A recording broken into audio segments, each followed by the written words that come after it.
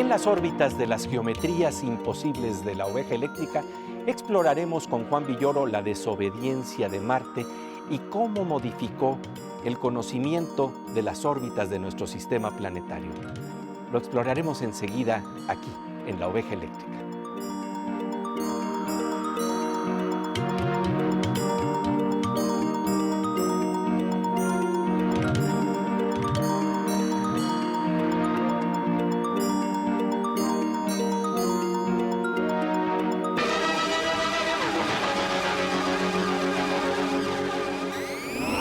Bienvenidos a las geometrías asombrosas de la oveja eléctrica, el programa de ciencia y pensamiento de Canal 22.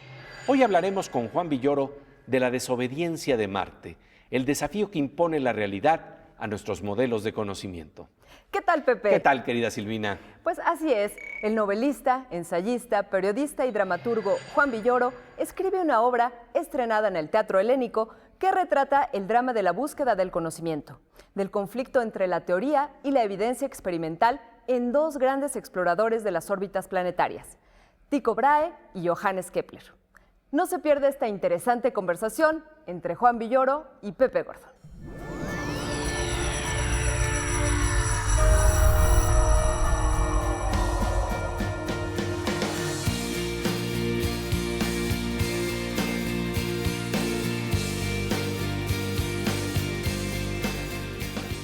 Querido Juan Villoro, qué gusto tenerte aquí en la oveja eléctrica. Muy contento de estar contigo, Pepe. Oye, pues para hablar de una obra de teatro, La desobediencia de Marte, en donde hay dos personajes que representan lo que en lucha libre se llamaría rudos contra técnicos. Estamos hablando de Kepler y estamos hablando de Tycho Brahe. Sí, fueron dos astrónomos extraordinarios que se reunieron en 1600 en el castillo de Benátek, en Bohemia. Kepler era el máximo intérprete de los cielos, un hombre joven entonces, 28 años, y tenía una gran cabeza teórica. Y Tycho Brahe era danés, era un gran excéntrico, muy rico, asesor del rey Rodolfo, un hombre mundano que había perdido la nariz en un duelo y la había sustituido por una nariz de oro y plata.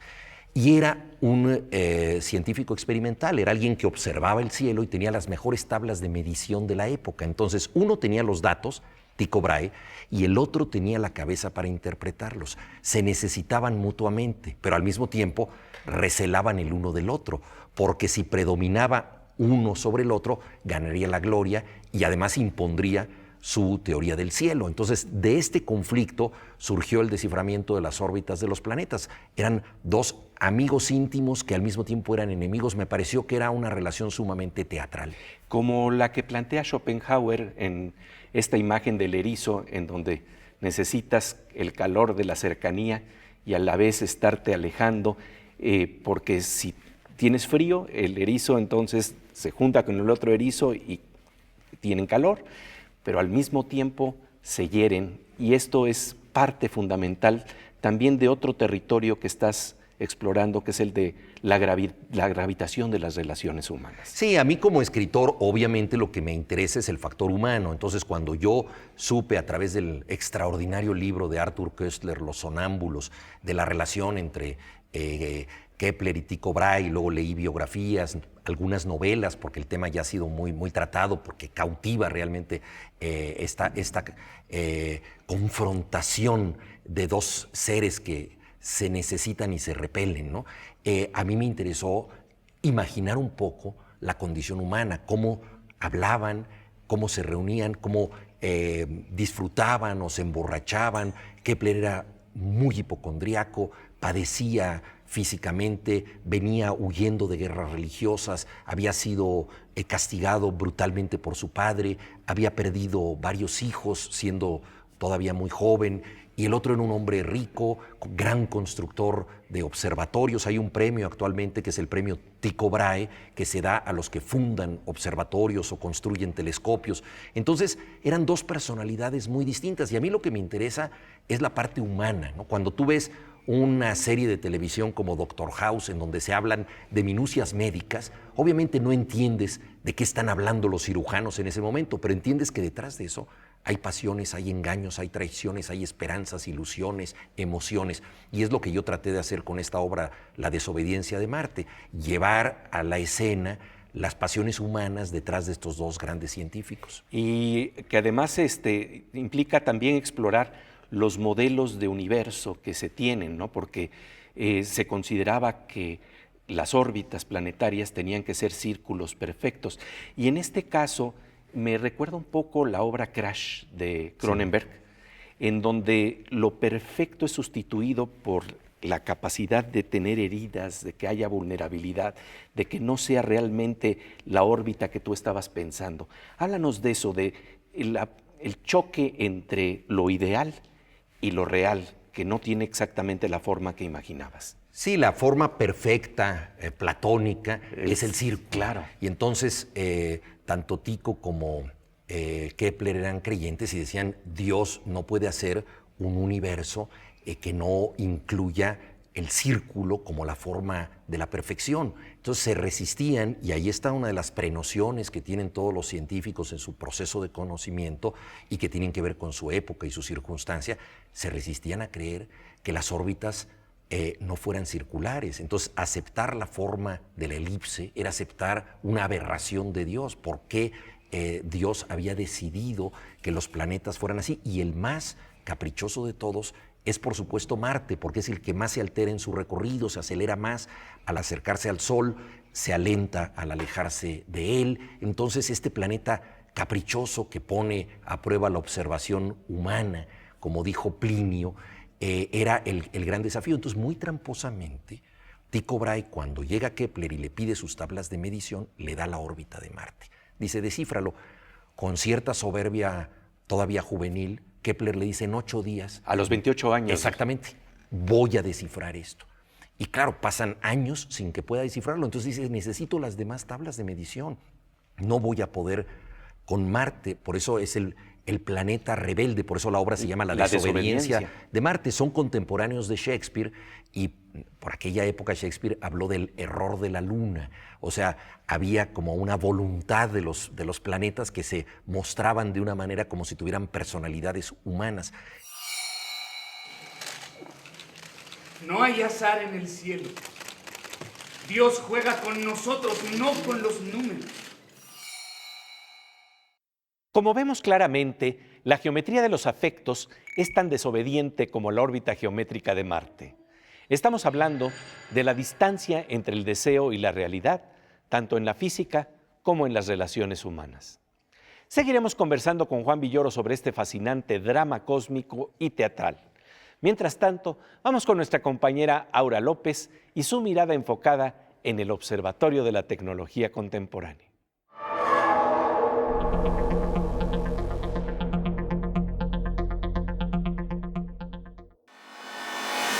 Querida Aura, un gusto encontrarnos aquí en La Oveja. Gracias, Pepe, como siempre, es un gusto. Es que me agarraste un poquito en la luna. Estabas en la luna y fíjate que bueno, de eso estamos hablando el día de hoy, no tan solo de la luna, sino más bien de las órbitas de los planetas, y eso nos lleva a hablar de si hay posibilidad de explorar las órbitas de las emociones digitales. Fíjate que el MIT está investigando justo cómo se interpretan los emojis. Los emojis son unos pictogramas que usamos hoy en día todo el tiempo en el celular, en redes sociales, en Facebook, en Twitter y en WhatsApp, que son estas caritas felices, que además ya hay muchos otro tipo de muñequitos o de pictogramas que reflejan algo. Y justo el MIT quiere pensar, bueno, ¿qué es lo que reflejan? Porque muchas veces tú escribes algo y aunque pongas un emoji es otro sentido, todo depende del tono. Si lo haces en un modo feliz, contento, triste, sarcástico, es difícil interpretar esto.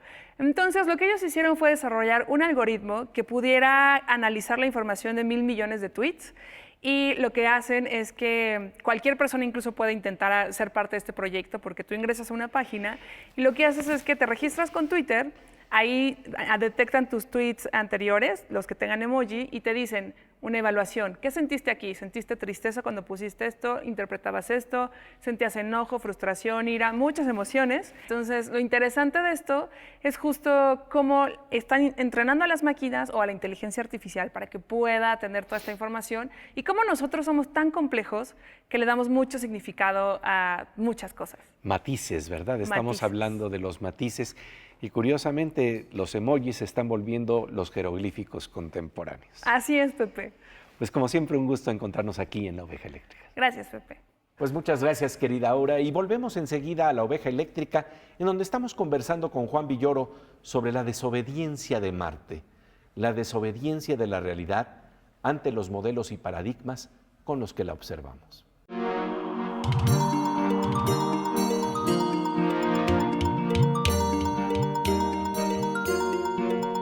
Como de rayo, estamos de regreso en las geometrías imposibles de La Oveja Eléctrica para hablar de la desobediencia de Marte, obra teatral de Juan Villoro que muestra el drama de la realidad desafiante frente a nuestros modelos preconcebidos de conocimiento. La órbita del planeta Marte no cuadraba con lo que los astrónomos Tycho Brahe y Johannes Kepler imaginaban en su tiempo. Hay una dificultad parecida, le dice Juan Villoro a Pepe Gordon, cuando se trata de modelar la geometría de los afectos.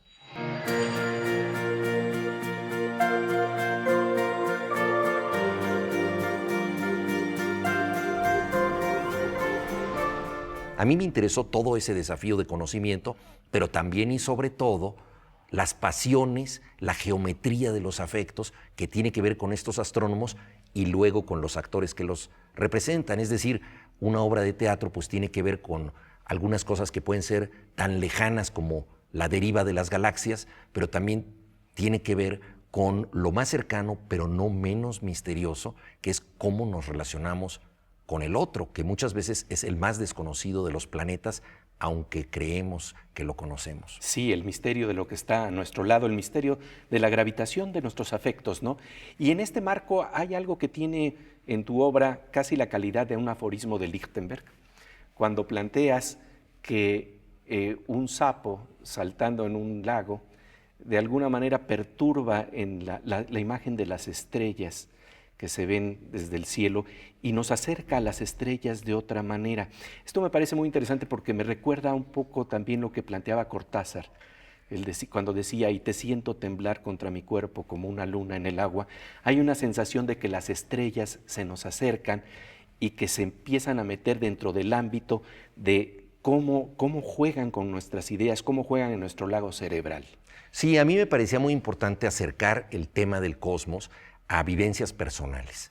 Kepler tenía muy mala vista, padecía visión doble, él lo atribuía a que su padre lo había golpeado mucho en la infancia y es una gran paradoja que uno de los mayores descubridores de las leyes del universo haya visto tan mal. Nunca tuvo un telescopio a su alcance. Le escribió a Galileo pidiéndole la oportunidad de ver un telescopio y Galileo no le respondió o se negó a prestarle el telescopio, de modo que él tuvo una visión muy limitada del cielo y sin embargo lo descifró. Y a mí me parecía importante pensar dónde veía él las estrellas. Y nosotros sabemos que muchos astrónomos, los mayas, por ejemplo, utilizaban espejos de agua. Entonces, una manera de acercar el cielo. Y él habla del estanque de su pueblo, que es lo más cercano que tiene. Y en un momento dado, Tycho Brahe le dice, pues es un estanque lleno de sapos que tiembla cuando un sapo entra al agua o sale de ella. Es un cielo infructuoso. Y él le contesta a Kepler, el estanque de mi pueblo es el cielo. Y a mí eso me parece muy interesante porque es una manera de entender lo más distante a través de algo muy modesto, pero que nos consta y que es nuestro. El estanque de nuestro pueblo es donde podemos ver reflejadas las estrellas, por lo tanto, ese es el universo que queremos descifrar. Y en ese estanque la realidad tiembla. Claro. No es este círculo perfecto. Claro, no es constante, primero porque tiene sapos, luego llega un niño travieso y empieza a arrojar piedras al estanque, como suelen hacer los niños para que hagan patitos. Entonces el cosmos se empieza a mover, es inestable. Es inestable, es vulnerable y eso es también algo muy importante de notar en términos a las aproximaciones científicas, porque siempre se puede pensar que, ¿no?, cuando estamos hablando de la ciencia estamos hablando de un mundo acabado, de un mundo perfecto, pero no es así, está también el error, está la vulnerabilidad. Bueno, ahora que hablas del error, a mí una cosa que me parece interesantísima en Kepler es que sus mayores descubrimientos fueron producto de preguntas equivocadas, pero sumamente creativas. Él escribió un cuento de ciencia ficción, Sueño, y de pronto se preguntó por qué hay 6 planetas, lo cual era un error porque había más planetas, claro, pero no se sabía. Y él dijo, si Dios decidió que hubiera 6 planetas, tiene que haber alguna ley. Entonces dijo, solo hay 5 cuerpos sólidos perfectos. Entonces, entre los 6 planetas, hay 5 intervalos, cada uno debe corresponder a un sólido. Si meto uno dentro del otro, tengo una figura del cosmos. Era algo que tenía que ver quizá más con un pintor como Escher o con un escritor como Borges, que con un científico propiamente dicho, porque además él no era muy bueno en matemáticas, las ecuaciones se le dificultaban. Bueno, era infinitamente superior a cualquiera de nosotros, pero no era su fuerte. Pero esa pregunta errónea lo llevó a plantearse temas de las órbitas de los planetas que dieron lugar a una respuesta correcta. Murió convencido de que su gran contribución a la humanidad había sido preguntarse por qué hay 6 planetas. Era algo falso, pero tuvo resultados concretos extraordinarios.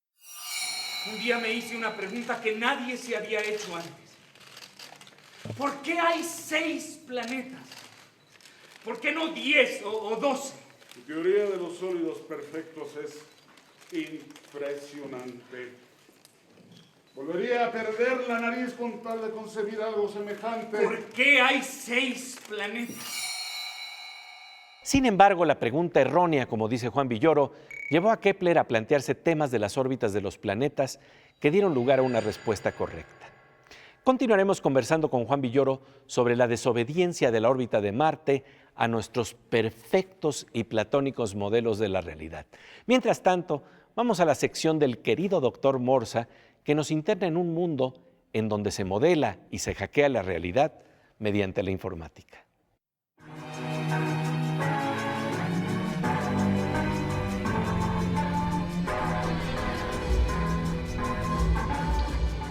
Querido doctor Morsa, nuestro hacker de cabecera. Gracias, Pepe.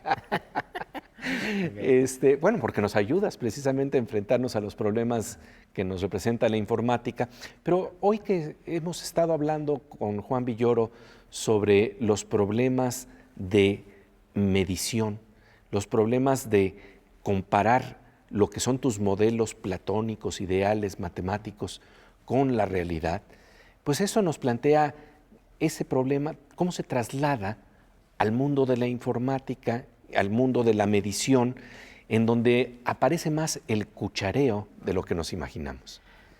Pepe, el cuchareo está en todos lados. Cuchareamos constantemente. Por ejemplo, si uno va a cargar gasolina, uno dice, bueno, pónganme 10 litros, ¿no? Que es una millonada actualmente, ¿no? Y resulta que si son 10 litros, no sabemos. O sea, asumimos que hay más o menos cantidad. Cuando medimos con lo que midamos, tenemos una incertidumbre asociada.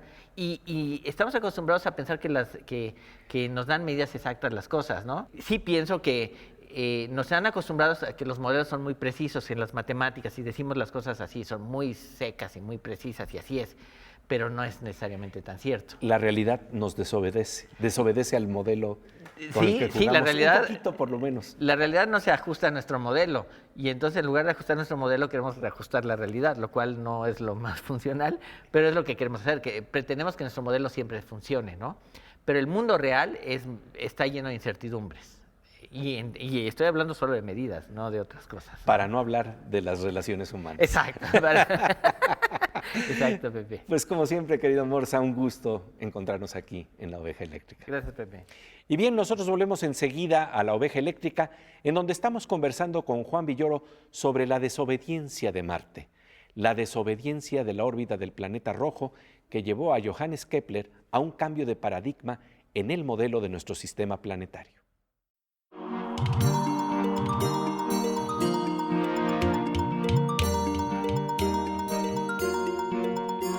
Como de rayo, estamos de regreso en La Oveja Eléctrica, en donde en el marco de geometrías asombrosas estamos hablando de la desobediencia de Marte y el desafío a nuestros modelos de conocimiento que tuvieron que confrontar los astrónomos Tycho Brahe y Johannes Kepler. Juan Villoro lleva a los escenarios teatrales un drama de la historia de la ciencia que le permite explorar las órbitas de las pasiones en los tiempos de esos personajes, pero también de los actores mexicanos que los representan hoy en día.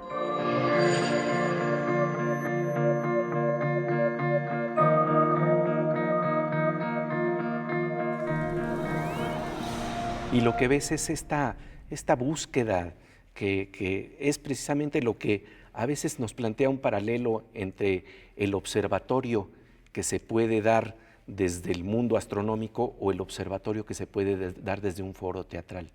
Y hablemos de eso porque tu obra también tiene que ver con un desdoblamiento relacionado con el observatorio del foro teatral. Sí, tienes toda la razón. Yo escribí la obra después de muchos años de haber estado pensando en ella. Casi fueron 35 años, lo cual no quiere decir que yo afanosamente hubiera trabajado durante todo este tiempo. Más bien habla de mi pereza o de mi incapacidad. Pero bueno, a lo largo de todo este tiempo fui leyendo biografías. Una novela muy interesante de Max Brod, el gran amigo de Kafka, sobre Tycho Brahe. Una de John Banville, el escritor irlandés, sobre Kepler. En fin, familiarizándome con los personajes, conviviendo con ellos, tratando de imaginarlos desde su propia piel.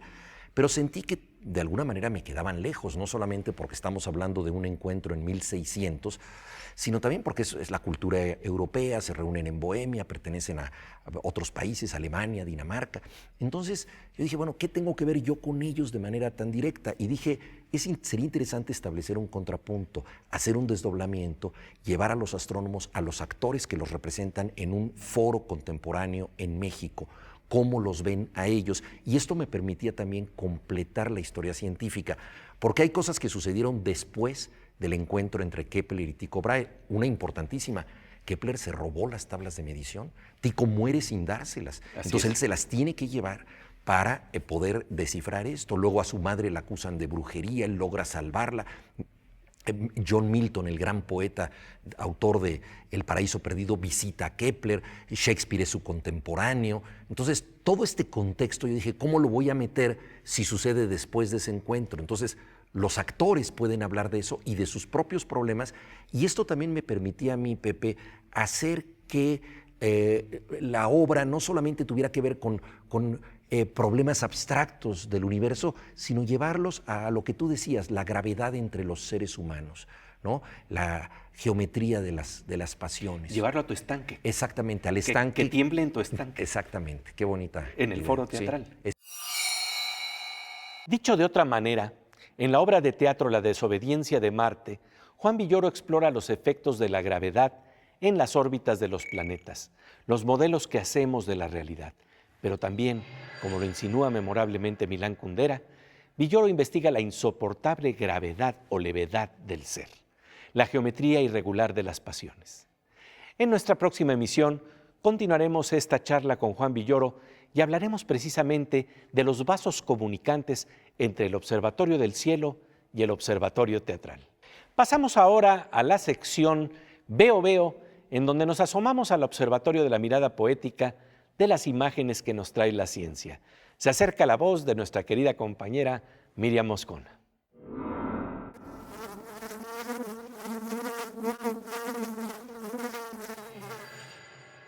Pues querida Miriam, fíjate, nos encontramos en este observatorio cósmico que ya es este escenario, ¿no?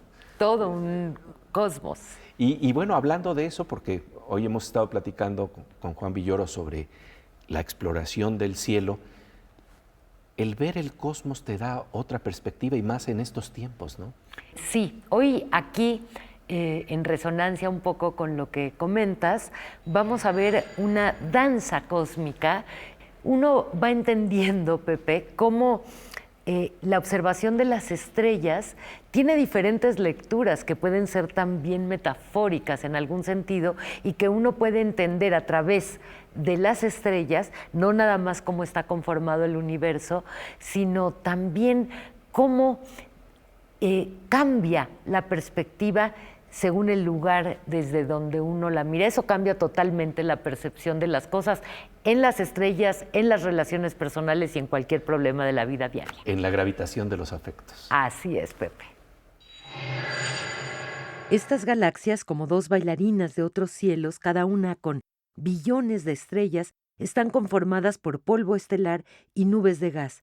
Lo que estamos viendo en este momento nos ilustra cómo sus formas se modifican radicalmente según el ángulo desde donde han sido observadas. A la izquierda, la galaxia NGC 4302 y a la derecha la galaxia 4298. Tanto una como otra fueron visualizadas en 3 dimensiones con el fin de mostrar sus diferentes perspectivas según el ángulo de observación.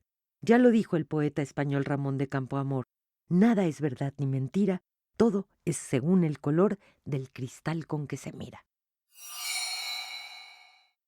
La voz de nuestra querida compañera Miriam Moscona en las órbitas de las geometrías imposibles de la oveja eléctrica. Y ahora entramos en la órbita musical con los cantos cuánticos de Fernando Rivera Calderón.